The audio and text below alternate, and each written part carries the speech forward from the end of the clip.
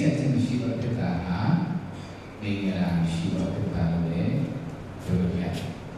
အထူးသဖြင့်ဘုရားသခင်ရဲ့ရှိတော်နဲ့နော်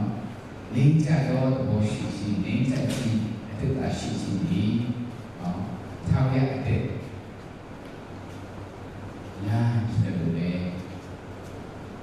မာနထောင်ဝခြင်းဒီတစီစီလိုင်းကြီးဖြစ်တယ်ဆိုတာဒီလိုဓမ္မကျမ်းစာရှိတဲ့အခါမှာ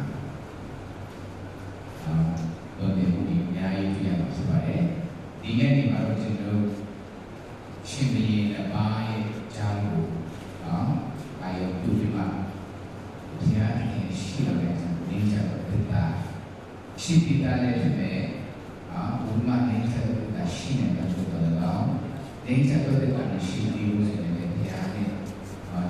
နေကြတော့ဖြစ်တာနဲ့ဘုရားရဲ့ရှိတော်မှာသိရှိနေတယ်ဆိုတာဒီစင်ကြီးအောင်ယူနေတဲ့စင်ကြီးဖြစ်ပါတယ်ရှင်ပြည်နယ်ဘာကတော့နော်ဟေဒီမင်းကြီးနော်အင်္ဂလိပ်လိုရေးစကားရနော်နဲ့ရှင်ပြည်နယ်ဘာကတော့မနစေနော်မနရှိတော့ပါတော့ဟေဇိကာယမင်းကြီးအကြောင်းကိုပြောပြီးဒီလိုတွေ့တဲ့ထောင်ပါဟေဇိကာယမင်းကြီးအကြောင်းဒီပြရမယ်နော်လေးရောက်ပါဘူးလေနော်မနစေမနရှိကြောင်းကြောင်းလို့ရှိပါဘုလို့ဒီစီကနေလာမနရှိကြောင်းဒီပဲဒီစီခံပြီးဆိုတော့ဒီဘောပါနောက်လာပါဆက်ဆက်နေတော့ဒီဟောင်းအရန်ဆိုတဲ့အခါမှာထိုက်ရတာလည်းဖြစ်တယ်ပေါ့ဆိုတော့ဒီရဲ့ဒီမှာဟောင်းမဆိုင်ဘူးဘယ်လိုကျွန်တော်လည်းဟောင်းအရန်ဆိုင်ပါတယ်။ဘာကြောင့်လဲဆိုတော့လူသားတွေစိတ်ဘောထားတယ်လူဘောမှာပေါ့နော်။ကဲ life ဘဝရဲ့အဖြစ်တွေပါလေဆိုတော့အနမဟောင်းလည်းဆိုတော့ရှင်းရှာလို့ရတယ်။ဟုတ်ပြီဒီရှင်းပြနေပါတော့တာဖြစ်ပါတယ်။မနရှိကတော့ဒီပေါ့နော်။အဲဒီဟေဇိကာယကတော့ဖန်ဖြစ်ပါတယ်။ဒီတော့နော်ဒီမနရှိကတော့ဒါတော့ဒီရခိုင်မှာယူရတဲ့ကိုအချို့ရှိပါတယ်။ဟေဇိကာယကိုကျွန်တော်ဖတ်ဖို့တယ်ဆိုတဲ့အခါမှာသူအကြောင်းနားထောင်ဖို့တယ်ဒါမှမဟုတ်ဖတ်ဖို့တယ်ဆိုတဲ့အခါမှာဟေဇိကာယကဘယ်နေရာမှာနာမည်ချင်းရှားပါတယ်။ဘယ်နေရာမှာနာမည်ချင်းရှားပါတယ်။အဲဒါဆိုဒီတော့ပါဟေဇိကာယမင်းကြီးကဆူတောင်းတဲ့နေရာမှာနော်သူဆူတောင်းပြီးတဲ့အချိန်တွေပါဆိုသူအားရပါကဲတဲ့သူဆူတောင်းဖြစ်နေတဲ့ဟာကိုတော့ဖြစ်နေနော်တမိုင်းနဲ့မှာဖြစ်လို့လေအရင်ကလည်းမဖြစ်ခဲ့ဘူးတော့ခါလည်းမဖြစ်နေအကြောင်းနဲ့သူရဲ့ဘဝတက်ကဆူတောင်းချင်ဖြစ်ဆူကြည့်ပြီးရနိုင်တဲ့အချိန်တွေပါဖြစ်ပါတယ်ပထမအနေနဲ့သူရဲ့ဆူတောင်းခြင်းနဲ့အောင်မြင်တဲ့အကြောင်းအရာကတော့ကျွန်တော်အိုင်ဇာယအခန်းကြီး30ပုံမှာလည်းတွေ့ရမှာဖြစ်ပါတယ်။ရာဇဝင်ချုပ်ဒုတိယဆောင်ပေါ့နော်အခန်းကြီး30နဲ့1ထဲမှာလည်းတွေ့နေပါတယ်။ဟေဇိကာယကသူယူဒနိုင်ငံမှာဇေရုဆလင်မှာအုပ်ချုပ်တဲ့အချိန်မှာအေမတန်ကကြောက်စရာကောင်းတဲ့ဂျန်သူတွေကလူတိုင်းကိုကြိုးစားပါတယ်။နော်အာဆီရီယာပေါ်မှာဒီမှာတော့အာရှူရီဆိုတဲ့မိုင်းထိုင်ကျွန်တော်ဒီနေ့အာဆီရီယာအဲ့ဒီအာဆီရီယာစစ်တပ်အာဆီရီယာစစ်သားတွေဘာလို့ဒီစစ်ဆိုတဲ့တူဆိုလို့ရှိရင်သူတို့လာပြီးသူတို့ချီတက်ပြီးဆိုရင်မနိုင်တဲ့နေရာတွေရှိနိုင်ပြီဆိုရင်လည်းဘာမှရဆိုင်ဘူးဘုံလုံးစစ်စီမှာလားဒီမှာမိုင်းစစ်တယ်ဘာကြောက်စရာကောင်းလဲစစ်တပ်နောက်ပိုင်းစင်နေနေတာဖြစ်တယ်အခုကျွန်တော်ဒီအီရန်နော်အီရတ်နိုင်ငံရှိခဲ့တဲ့နိုင်ငံဖြစ်ပါတယ်။အခါရတဲ့လူကနေချက်မှနောက်ဆုံးဒီဆီးရီးယားနိုင်ငံတို့မြောက်ပိုင်းနိုင်ငံအစ္စရေးလ်နော် တိတ်ပိုက်တဲ့အခါမှာဒီစကားရဲ့မင်းကြီးကိုချိုးတဲ့အချိန်မှာ BC 900နဲ့တခုနေမှာတောင်းပိုင်းနိုင်ငံဒုရနိုင်ငံကိုလာရောက်တိုက်ခိုက်တယ်အဲ့ဒီနေရာမှာဒီဇေရုဆလင်မြို့ကလို့ရှိရင်ကျန်တဲ့မြို့တွေအကုန်လုံးကျဆုံးသွားပြီဟိစကိုင်းမင်းကြီးနဲ့ဇေရုဆလင်မြို့လူသားတွေလည်းပဲမြို့ထဲမှာပဲပိတ်လာရှိနေရတယ်သူတို့ကလည်းအပြင်ထွက်လို့မရဘူးဇေရုဆလင်မြို့ရဲ့အာသာချက်ကတော့မြို့ကြီးအရင်ခိုင်ခန့်တယ်အပြင်ကနေတိုက်ခိုက်တော့ဖြစ်တယ်အတွင်းကနေဒီတော့ကဒီတစ်ခါကိုဖွင့်ပါပဲအထဲကိုပြီးလို့ရတယ်မြို့ကြီးအဲ့လိုတော့မှလို့ကျွန်တော်ပြောနော်ဒါကြောင့်အာဆီယံစစ်တပ်ကတိုင်းပြည်နိုင်တဲ့တမျိုးဖြတ်နိုင်တဲ့ဒီစစ်တပ်ကဂျေရုဆလင်မြို့ကိုလာပြီးမှတိုက်ခဲ့တဲ့အခါမှာတော့ဝင်လို့မရအဲ့ဒီတို့ကဘယ်ဒီဒီမှာတော့တယ်ဟုတ်ပြီကတော့ဝင်လို့မရရင်ဘယ်တော့ထွက်လာတဲ့ကျွန်တော်စောင့်တယ်ဆိုပြီးမှအာဆီယံစစ်တပ်ကဒီဂျေရုဆလင်မြို့ကိုအပြင်မှာစကန်ချမှာဘုမြို့သူတွေကနေကဒီရေးခါတော့တဲ့အခါမှာနော်စားရရှိတဲ့အခါပိုက်ဆံကထွက်လာကြတဲ့အခါကျတော့ဒါလေးနော်လိုက်လိုက်ယူနေဆိုတော့ဒီမှာစကန်ချတကယ်လို့ခိုင်းရတဲ့ကျေးဇူးတင်ပါလိမ့်တော်သေးတာကကျေးဇူးပြုရဲ့ရေကတော့ထိုင်ကိုကနေထားတယ်တော့ရေတော့တက်တယ်ဒါနဲ့စားရတက်လာရဲ့နော်ဒုက္ခရောက်အဲ့လိုဖြစ်နေတဲ့အခါမှာဟေစကာယမင်းကြီးကအီဂျစ်နိုင်ငံအားကိုးခဲ့တယ်နော်သူအီဂျစ်နိုင်ငံအားကိုးပြီးမှဒီအာရှုရိရှင်တွေတော်လာတယ်တော်တော်လည်းအီဂျစ်ကအဲ့ဒီအချိန်မှာ prophet ရဲ့ရှေ့ရောက်ရှိတယ်နော် prophet Isaiah နော် prophet Isaiah ကဟေစကာယမင်းကြီးကိုပြောလို့ဆိုတော့ဒီအာဆီယစစ်တပ်တွေတရားမှမြို့ထဲကိုရမှာမဟုတ်ဘူးတရားကမှဒီယေရှုမြို့ထဲမှာမြားကိုတွေ့ခွင့်ဒါနဲ့တက်ခွင့်ရမှာမဟုတ်ဘူးထောက်ပြတဲ့ဒီလိုအင်းတင်နေဆိုတာဒါလေးပေါ်ခဲ့အဲ့ကဟေစကာယမင်းကြီးကလည်းလုံးဝအီဂျစ်ကိုအားကိုးခဲ့အီဂျစ်ကလည်းသူ့ကိုကူညီဘူးသူ့မှာလည်းအားကိုးစရာရှိတယ်နောက်ဆုံးမှာသူကဒူထောက်မှာထောက်ပြသူတောင်းအနေချာတဲ့ထောက်ပြရှိသူတောင်းတယ်သူတောင်းတဲ့အခါမှာဒီလေအောင်ဝင်ဖြတ်ရည်ဒီစီကကိုကြောက်လာတယ်ဆိုတော့ဒီကအချက်မှာရိုးစင်ပြီးဝိုင်းမှာစကန်ချနေတဲ့အာဆီယံစစ်တပ်စစ်တဲ့တိတ်ရှိတောင်းတဲ့မှာတော့အဲ့လိုလေတိတ်ရှိတောင်းမှာတော့ပါပညာရဲ့အောင်းနေတဲ့မှာဒါတတ်ပေါ်တယ်ဒါစားတယ်ဒီကနေ့စစ်တဲ့တိတ်ရှိတောင်းတာတော့မနေဘူးတော့အဲ့ဒီမှာအာဆီယံရဲ့ရှင်ပြည်စစ်နေဂရိတ်ကလည်းအရင်ကြုံနေမှာပြီးတော့ရဲ့ကိုယ့်ရဲ့မြို့တော်နေနေရောက်တဲ့အခါမှာအဲ့မှာလည်းသူ့အားရောက်ပြီးလုပ်ချင်ချင်တယ်ကတော့ပုံမှန်ဒီပိုင်းနော်အဲ့ဒီနောက်ပိုင်းဒီယေရုရှလင်မြို့ကိုသူတို့ကလာမှာအတိုက်ခိုက်မချိပါနိုင်တော့ဒီနေရာမှာရှိတဲ့အခါမှာဟေစကာယမင်းကြီးရဲ့ဆုတောင်းခြင်းအဖြစ်အင်္ဂလန်ကကြောက်စရာကောင်းတဲ့နော်နိုင်ငံမှာဘယ်လိုမှတိတ်ပတ်နေတဲ့ထူးဖော်နေတဲ့လူယူဘယ်လောက်ပဲထူးထူးလူယူဘယ်လောက်ပဲခိုင်ဟလားဖြစ်စီမှာတိတ်ပတ်နေတဲ့စစ်တပ်ကြီးကိုစုတောင်းခြင်းနဲ့နော်အနိုင်ယူရရှိတယ်ခုနေရာမှာစဉ်းစားလို့လူတွေလည်းအများဝမ်းသာလားဝမ်းနေမလားဝမ်းသာစရာဘယ်မှာသူစုတောင်းဆရာသူစုတောင်းချက်ဆရာကအော်တကယ်လည်းခံပါဒီလောက်ကြောက်စရာတော့လည်းရန်သူတွေထင်တာလေဒီဟုတ်ပြီစုတောင်းပြီးပြည့်တဲ့ရှင်တွေဖြစ်တယ်။ဘုရားခင်တကယ်ပဲကြီးညိုလေးစားပြီးပါတော့အားကိုးဘုရင်ဖြစ်တယ်။ဘုရင်ကောင်းဘုရင်တည်နေတယ်ပဲသူ့ကိုတတ်တတ်နေထားတာကြည့်ရပါတယ်ဒီမှာဆက်စားခြင်းပါ။နောက်တော့သူ့ရဲ့စုတောင်းပြီးနော်ယေရှုတော်ကဘယ်မှာပြရတယ်ဆိုအိုင်ဇာယအခန်းကြီး30မှာလည်းကြည့်ရတယ်ခုနကနိုင်ရဲ့ဆိုသူပြဆောင်30နှစ်ထဲမှာလည်းတွေ့ရပါတယ်အဲ့ဒီမှာအကြောင်းပြရတယ်ဆိုဟေ Hezekiah menti ka alone piana that's a tema Hezekiah menti Tina Sui Terapia Sukamachi Tina Sui is the level and yoga so then it is look at the action of the yoga again it's a people who teach yoga who can say learn see the shit yoga and then to the yoga yoga Riyashi Sudam kama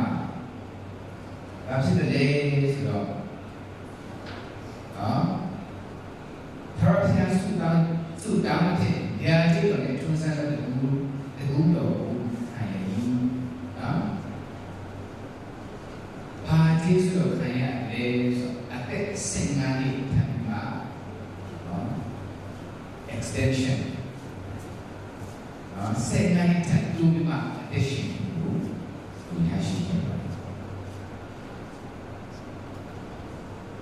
General ông đại thì mà shopping mall thì mà cái gì đó là nó expiry thì là expiry date chỉ để đó 2008 đó mình là 2012 2017 2018 expiry date chỉ aku expiry date trong mang cái đi ăn chỉ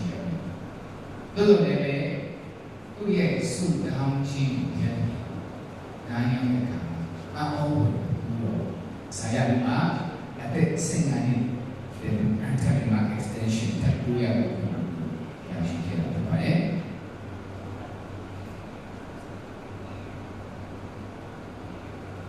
Kalau tu ye buat dekat tema dan ciri lain đó tất cả mọi lúc đâu mà lại làm sự đi đấy tất cả mọi thứ mà mình chuẩn bị này mình khai sai chế số độ khai sai cái đấy số bao nhiêu này là đủ này đấy số bao nhiêu này thì này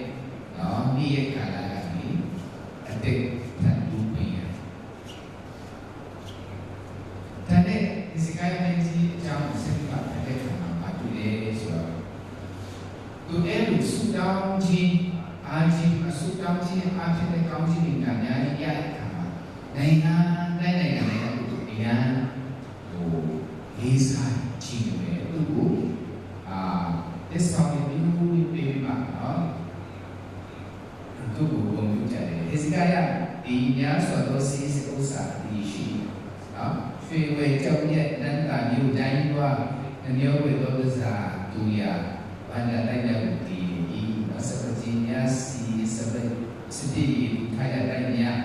Krisanyu tinggalnya tujuannya pada ini tu dengan tanaman hidup pada soni ejai tema yang pertama tujuan Babylon tadi tanaman hidup Babylon sudah syik ketikaอยู่ที่เด็กยินดีมุ่งทำการอยู่ที่เด็กก็ชีเก็บไว้ในงานที่มาเลยในงานกับแต่ละวันที่เรามาละได้มาผู้สื่อการเลยส่วน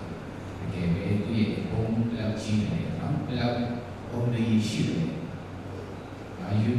US อเมริกาประธานาธิบดีyang mulaiทำmemang dengan dia yang malah presiden malah Elu juga saya tuh, tuh dengan titik itu oleh belum dengan cici kan tanpa itu deh, sih tuh juga lebe, suka main saya pilih satu lebe itu cocok juga, terus mama nale tela, terus itu boleh ayah yang cici ini tanya. Jadi bagi Babylon kan ini ada tanaman itu dua bagian ini. Tu ye mana kaitan masih dengan sisi, Yoshi tu ye sisi dengan enak belau sih, tu banyak sisi belau sih dah belau sih dah sih lah asal, ตีสิบแบบอะไรทั้งวันชีวิตอะไรจะสังเกตไหมแต่พอที่เราว่าไทยเยอะเลยอาชีพตัวตัวน่ะ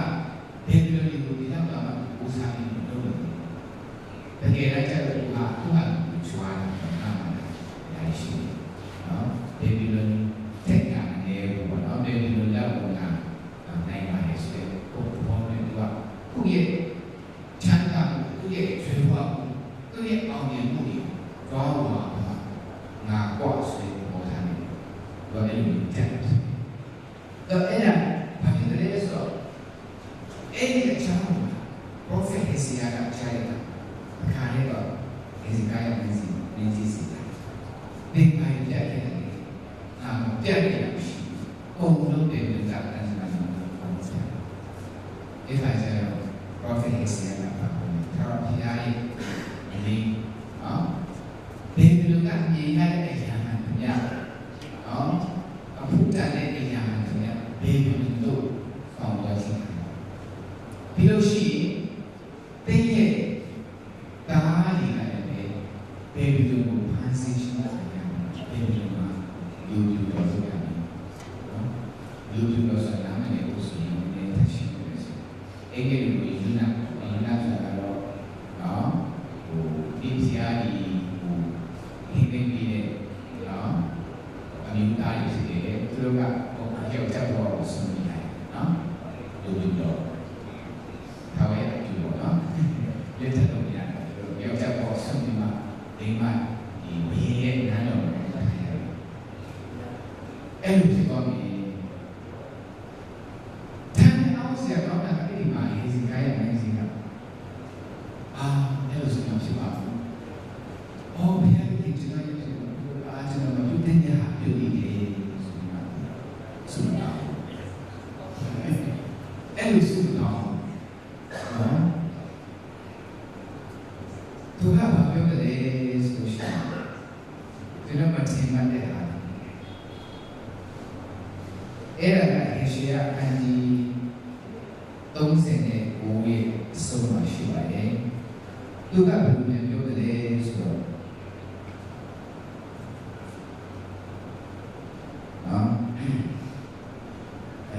Prophet Hosea ကဟေရှယာစကားကောင်းကင်ဘုရားရှင်တော်ရဲ့လူ့ဘက်တော်နားထောင်နားတော်ရှိတဲ့လူကယင်းတရားဘုရားစီးပူတ냐ကိုဘေဘီလုံမျိုးယူသွားရတော့ကာလကြီးရောက်နေပြီအစုံခုမြတ်အကျွမ်းပြရပြောင်းပြီးတော့ဒီနေတဲ့ဝေရတော်ဒီတာသမီဒါဤတို့လည်းယူဝေတို့ဒီဘေဘီရှင်မြတ်ဤနားတော်လည်းလူပြတော်ကြရပြီဟေကိဟေဇကိမင်းအားဘောစီဟေဇကိမင်းကလည်းတင်ပြန်ရတော့ထရပြာဤတော့ဘတ်တော်ကောင်းပါ၏ကိုယူအောင်အကိစ္စစစ်ငါလည်းတဲ့မြေတဲ့စင်းနဲ့သစ္စာဆောင်ခြင်းရှိနေပြီကိုအခုရကောင်အေရှိယာဆို၏အကိစ္စစစ်ငါလည်းတဲ့မြေတဲ့စင်းနဲ့သစ္စာဆောင်ခြင်းရှိနေပြီတော့ဒီနေရာမှာသူ့ရဲ့စကားက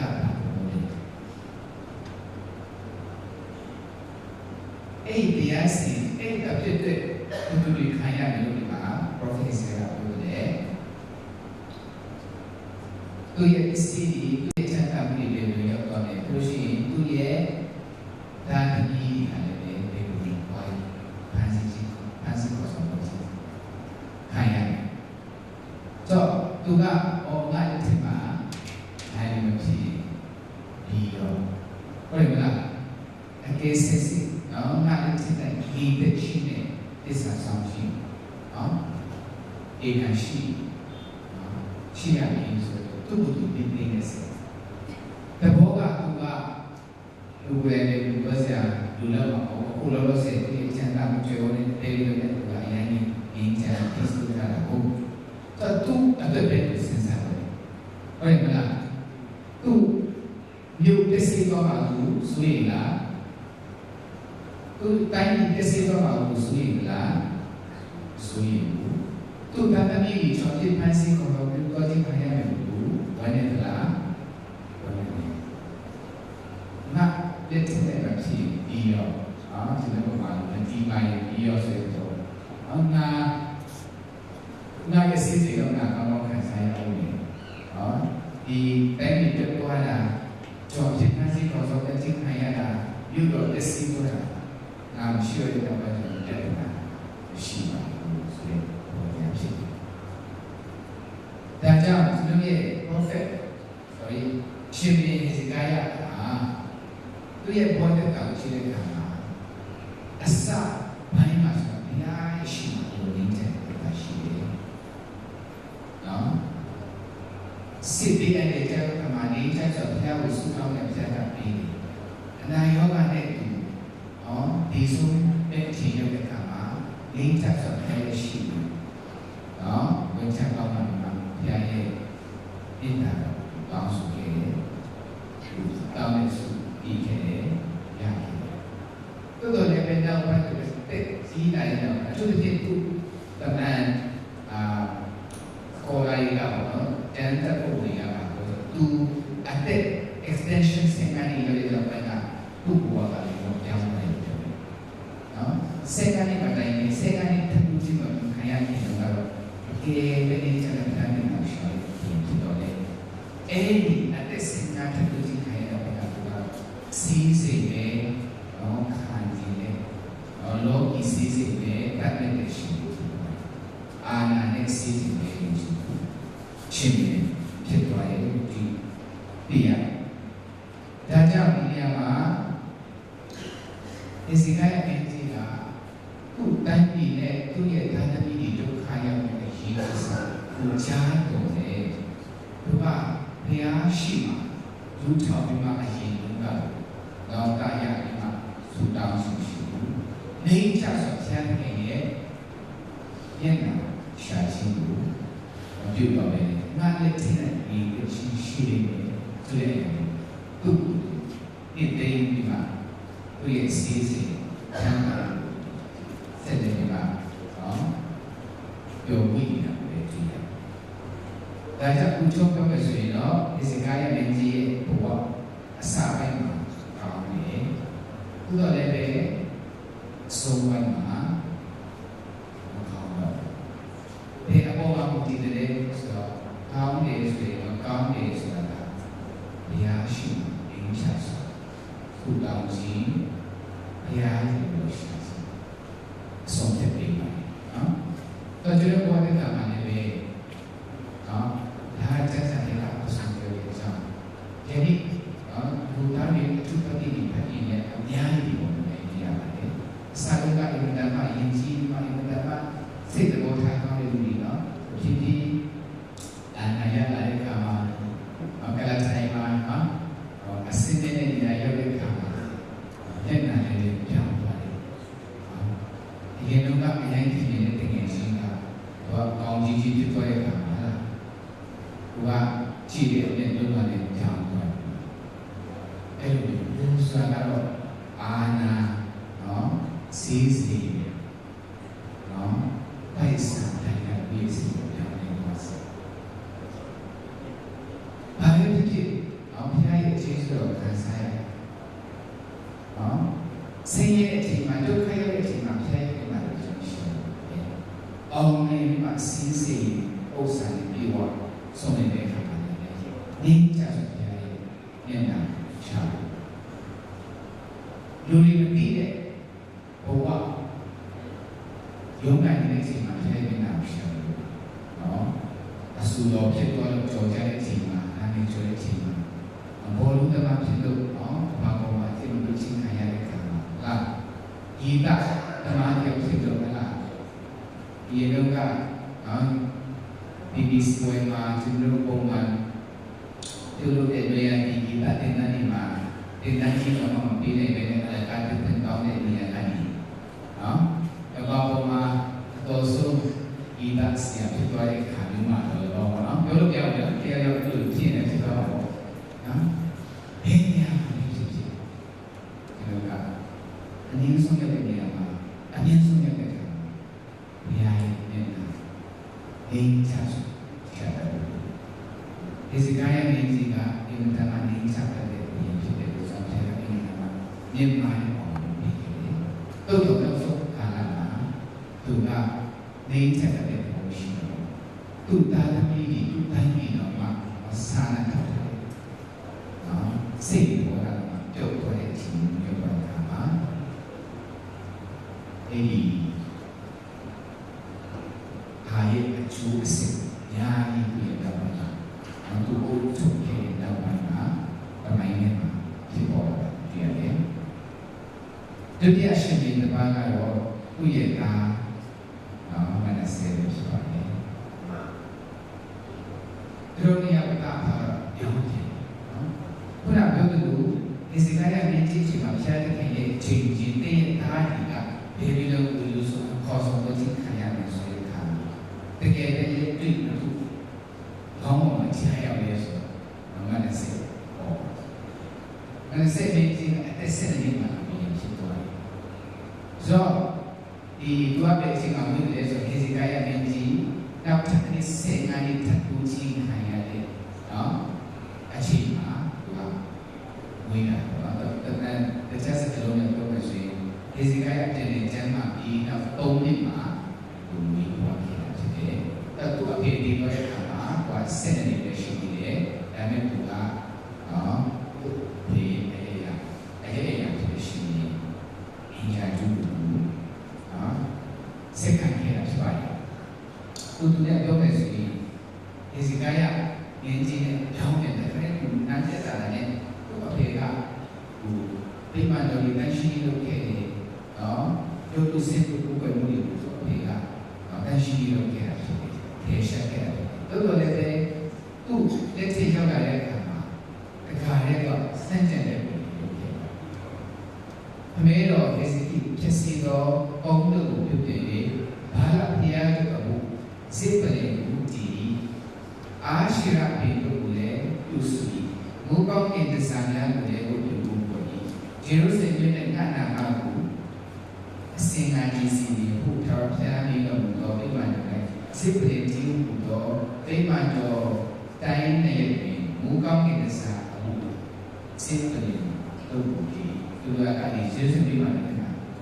ဒီတို့အင်္ဂလိပ် Star Wars ကျေ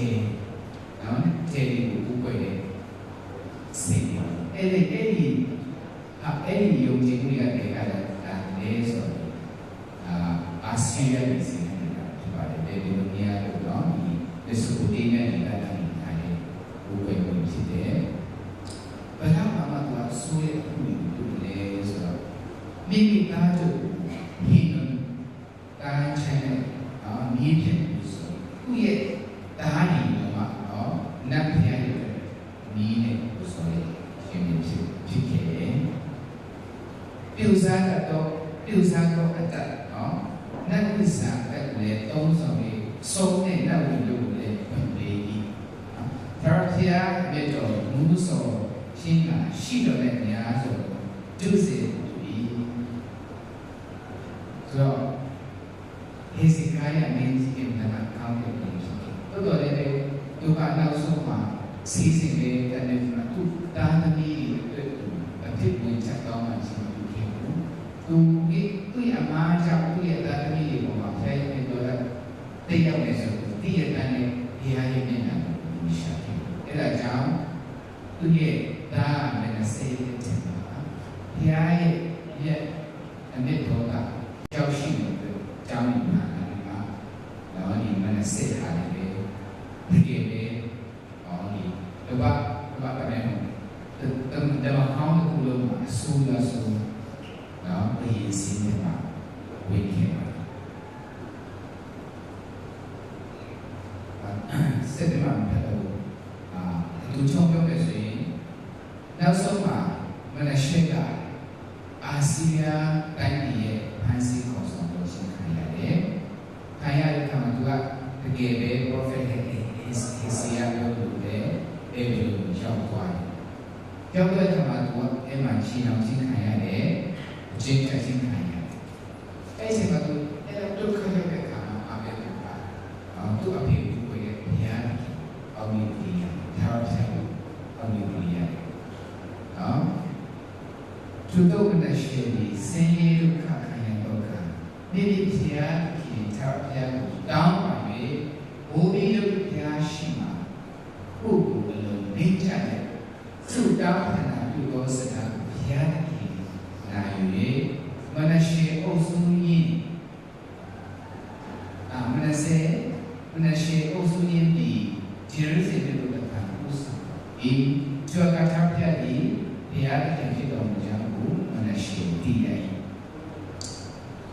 သူကြောင့်ကဒါပဲသူဒီမှာမှကျော်ဆက်တော်တဲ့နေဖြစ်တယ်နော်အစင်လိုက်ရသူက prophet Asia ကိုတတ်တဲ့ရှင်နေလို့ခေါ်ပြီးရတယ်ဒီ prophet Asia ကိုတတ်တဲ့အခါမှာဘယ်လိုတတ်လဲဆိုတော့ကြံပြားတစ်ချက်ကျမ်းမှာသူမြင်ထားမှာသူ့ရဲ့ဖြစ်တယ်အောင်လာရေးစတဲ့ရှင်ဒီကဲဒါနဲ့သူကဘယ်လိုရောက်တဲ့အခါမှာတကယ်စီးလို့ခရိုင်ကမှာသူရဲ့စီးစဥစ္စာရာသူသူရဲ့နားတော်သူဆုံးရတဲ့အခါမှာဘယ်ဟာလဲမသိရဘူးအဲ့ဒီအချင်းဒီမှာဆုတောင်းနေနော်ဘုရားရဲ့ရှိတော်ကိုရှာခဲ့တယ်အလုံးရင်းချတော့အလုံးရင်းချတဲ့ဆုတောင်းတာပထမပြုတယ်တကယ်ယူဆုတောင်းတာတကယ်ကိုနေရင်းချတဲ့စိတ်ပေါ်တဲ့ဆုတောင်းတဲ့အခါမှာဘုရားကသူ့အပြည့်လို့လာပြန်တယ်မှာဘေဘီလုန်ကနေဂျေရုဆလင်ကိုပြန်ရတော့တဲ့အုပ်စုထားနောက်တစ်ခါသူ့ရဲ့ဗိညာဉ်ရာချိုးကိုဆက်လက်မှာခိုင်းခဲ့တယ်ရယူနေခဲ့တယ်ဒီပေါင်း50ပါနေဘုရားရှင်ဖြစ်သွားတာမနစတဲ့ဘူကောင်းတဲ့ဟာကိုရင်တို့ဒီမှာပြောင်းလဲပြီးခေါ်ရတော့ပေါ့နော်သူတို့ငယ်ငယ်တော့ကရွေးခဲ့နေပါလေသွားတဲ့အခါမှာကျွန်တော်အရင်အားချက်လိုက်တာငယ်ချင်းတွေသိခိုင်းကျွန်တော်အရင်တော့ခဲ့တယ်ကျွန်တော်ကချက်ပိုးခဲ့တယ်ကျွန်တော်ရဲ့ဒီပါစကားဘယ်လိုနော်အခါမှာဒီပါကိုစစ်စင်ရတော့လည်းနောက်ကတောင်းလိုက်တာတော့ပြောတဲ့အခါမှာအရင်တော့ဘောချက်ကျွန်တော်ကငယ်ငယ်စနေစုပုံမှန်တည်းဆိုတဲ့မဆိုးဘူးနော်ဘယ်ခါမှလည်းအဲ့လိုမဆိုးတော့တက်တည်ခံစားရနေတယ်အရင်ဆိုးမှပြောင်းလိုက်ရတယ်ဒီလိုဘောချက်ဘယ်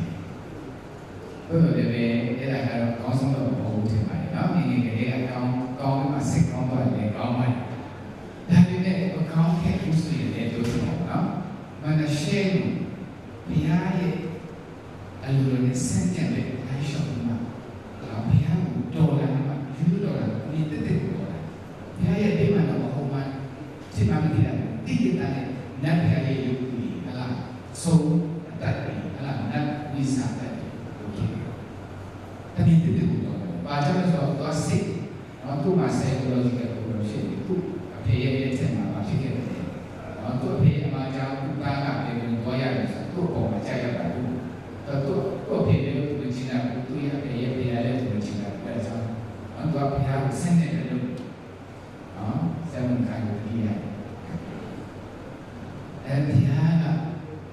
သူ့ကိုပြန်ပြုတ်ပြန်တော့ပြေးခဲ့တယ်သူ့အဖေကိုသူစိတ်နိုင်ခဲ့တယ်သူ့အဖေကိုပဲစိတ်ကိုစိတ်နိုင်ခဲ့တယ်သူ့ကိုလည်းပဲဒီဘုရားကဘုရားမှာဖြစ်ကြတယ်ဒီမှာဘုရားရှိလို့ချက်တော်မှာဘုရားကလည်းသူ့ကိုပြန်ကောင်းချီးပြီးတော့ပြည်တယ်တော့ဟေဇကိယနဲ့ကျအစပိုင်းအရင်ကောင်းတယ်နောက်ပိုင်းမှာဘုရားရှိမှနေချက်ရှိတယ်နော်မနစိတ်အစပိုင်းအရင်ဆိုတဲ့ဘုရားကိုတကယ်တက်တော်လာတဲ့လူဖြစ်တယ်ဘုရားကိုစိတ်နိုင်လို့ဖြစ်တယ်ဘုရားကိုစိတ်နိုင်လို့ကောင်းတဲ့ဟာအဆုံးရှိလို့ဖြစ်တယ်။သို့တော့နောက်သုံးမှာဒီဘုရားကိုဘုရားစိတ်ကိုကြားတယ်။ဘုရားကလည်းသူ့ကိုဒီမှာဒီကောင်းတဲ့ဖြစ်ဖြစ်ကိုပြန်လာအခွင့်အရေးပေးခဲ့တာတွေ့ရတယ်။နော် good start no good ending is a kind of when I share about bad start good ending အကောင်းဆုံးက good start good ending ဖြစ်လို့တော်တော်လည်းမထိခဲ့ဘူးဟုတ်လားအခုကောင်းမှတော့ဆိုးတော့မှလည်းဆိုးတယ်ဟုတ်လားကျွန်တော်လည်းအနေရနေလို့လာပါလို့လဲဆိုကျွန်တော် ပြည်သူတွေတော့အကိုင်းပါတာလို့ရဆိုရှိတယ်နော်ဒါအရာချစ်တဲ့ဒီအရာတော့စားခြင်းနဲ့ဒီခြင်းနဲ့ဒီတာနော်ကြည်ရင်တော့ဆိုပို့သွားတယ်ကွာဘာသမီးရတယ်လားဘာဒီသမီးဒီတိုင်းငယ်တော့အရာလေးမှာချီးတိုင်းတော့တကယ်လည်းပြီးပါရဲ့နော်ကောင်းစီပြုတယ်နော်ဘာသမီးဒီလေးမှာနေတော့နော်တို့တော့လည်းကြည်ရင်နဲ့ဆိုရတယ်ဖြစ်သွားတယ်နော်ဘာပဲဖြစ်ဖြစ်ဖေးချီလေးရတော့ဘာကြောင့်မနစဲတော့ဆိုနိုင်ပါလားမစဲတော့ဆိုရတော့တော့ဖြစ်တဲ့ကြောင့်ကျွန်တော်ဒီဘုရားရှိလင်းချဘုရားရှိအကျေရင်းနေချက်စစ်တယ်ဝိပ္ပိဝိပ္ပါဒဝန်ချက်တော်မှာအင်္ဂဒမနော်ဝိထွေကြီးမှပြုနေတယ်နော်ထွေးပြီးမှကျွန်တော်ကောင်းတဲ့နိုင်ကိုဆက်ဖြစ်ပါတယ်ဒါကြောင့်ဘဝတက္ကမှာ humbleness နေချက်ရှိဆိုတာကောင်းခြင်းပင်လိုက်ရပြီးကိုယ်ပြနေချက်ပညာနဲ့တက်ပြီးကိုယ်ပြနေချက်နော်ပစ္စည်းဥစ္စာတွေပါနေချက်ရရှိအဲ့ဒါနော်ထာဝရပြန်လာတယ်တိုင်းရဲ့ပတ်သက်တဲ့ရရှိစီပါအစကကောင်းလို့လည်းတော့ပါကြတော့ဆိုတော့ဒီဒါဝဆရာရဲ့နားတော်နဲ့လွဲသွားတယ်ဒါကြောင့်ကျွန်တော်ကအစမှလည်း humbleness အလေးမှလည်း humbleness နေချာရှိအဆုံးမှာဘဝခရီးအဆုံးမှာလည်းနေချာရှိတဲ့ဖြစ်ရည်နဲ့ရှမ်းနယ်တော်များဖြစ်လို့လည်းအရောက်စီတဲ့ဖြစ်ရရှိအောင်ဒီလိုစီဒီလိုပွေးတော်ဝရလို့ရှိတယ်ပါလေဘယ်လိုကိုဒီပြည့်နဲ့ဒီလိုကြီးများရှိဘူး